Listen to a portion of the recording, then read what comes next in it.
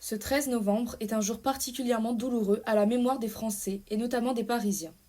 Aujourd'hui, nous rendons hommage aux victimes et aux survivants du 13 novembre 2015, qui, il y a 6 ans, ont vécu une nuit d'épouvante.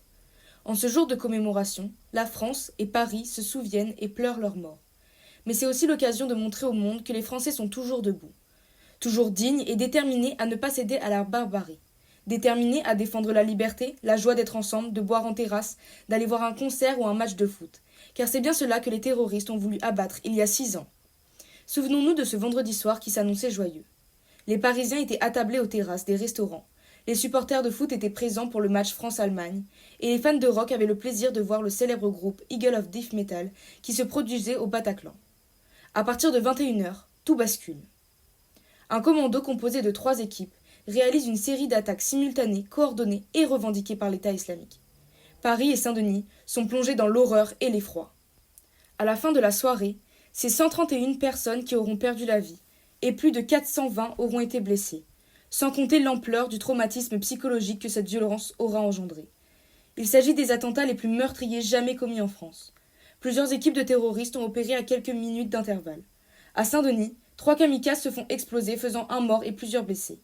Une deuxième équipe de terroristes sillonne en voiture les rues du 10e et 11e arrondissement et tire sur des personnes attablées en terrasse, faisant 39 morts.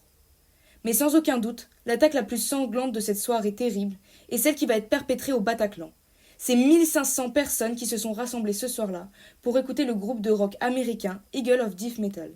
Le concert s'annonce formidable, mais au bout de quelques instants, une troisième équipe de 3 terroristes s'introduit dans la salle et tire à l'arme automatique sur les spectateurs qui sont dans la fosse. 90 d'entre eux vont périr. Il faudra plusieurs heures pour que les forces d'intervention parviennent à libérer les spectateurs maintenus en otage.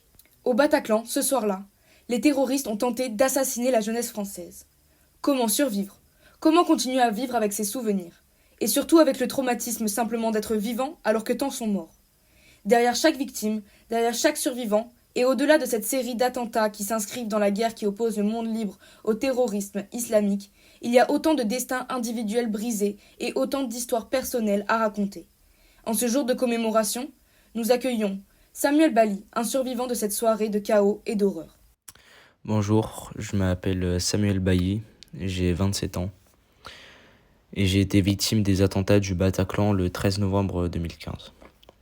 Donc ce soir-là, j'étais avec ma copine au concert, tout se passait bien, là, on passait une super soirée.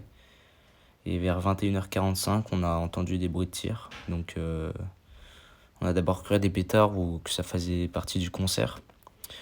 Puis des gens sont entrés dans la salle en criant et j'ai tout de suite compris. J'ai eu le réflexe de me jeter par terre et j'ai entraîné Roman avec moi. J'étais dans la fosse, donc dans un endroit assez vulnérable, et je voyais des corps inanimés à côté de moi. J'avais du sang partout.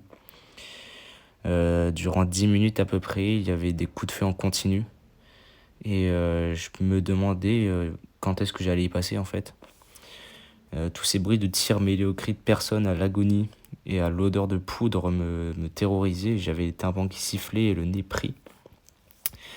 J'ai essayé de regarder un peu autour de moi pour trouver une issue et j'ai vu que Roman était touchée à la jambe. Donc je me suis mis devant elle pour la protéger et j'ai essayé de continuer de lui parler pour qu'elle perde pas connaissance. Une fois que les tirs cessèrent, j'ai entendu quelqu'un crier «Ils sont en train de monter». Donc à ce moment-là, je réfléchis pas, tout se passe très vite. J'essaie de lever Roman, mais elle répond pas. Je prends sa main, j'essaie de sentir son pouls, mais rien. Et donc je comprends, je me rends à l'évidence et il n'y a plus rien à faire. Donc je prends sa tête dans mes bras, je la regarde une dernière fois. Et je cours vers la sortie de secours. Je trébuche à plusieurs reprises sur des corps, je rentre par terre comme je peux et je me fais marcher dessus par des personnes qui essayent de s'enfuir comme moi. Et quand j'arrive enfin à atteindre la sortie de la salle, j'ai couru jusqu'à ce que j'en puisse plus et j'ai fini par me réfugier dans un bar. J'ai pris mon téléphone et j'ai après appelé mes proches pour leur annoncer que j'allais bien parce qu'ils avaient vu aux infos et ils savaient que j'étais là-bas. J'étais totalement paniqué et j'ai réussi à prendre un taxi pour rentrer chez moi. J'étais allongé sur la banquette arrière parce que j'avais peur de me prendre une balle. Et suite à ça, je suis pas sorti de chez moi pendant 6 jours. Je pouvais pas dormir, je revoyais des scènes en boucle, j'entendais les bruits de Kalachnikov et des cris dans la salle. Je ressentais cette odeur de poudre et de sang qui prenait au nez. J'ai donc appelé un numéro fait spécialement pour les gens présents ce soir-là afin qu'ils soient pris en charge et je suis allé à l'hôpital. Et j'ai continué à voir mon psy et aujourd'hui, 6 ans après, tout va mieux. Je fais quasiment plus de cauchemars, plus de crises d'angoisse et j'arrive à ressortir et à aller à des concerts, des festivals avec des amis. Et je m'efforce de profiter de chaque jour parce que maintenant je sais que tout peut aller très vite et je me considère d'être un miraculé, d'être encore en vie. Quand je pense à toutes ces personnes qui ont laissé leur vie ce soir-là et notamment à ma petite amie. Merci.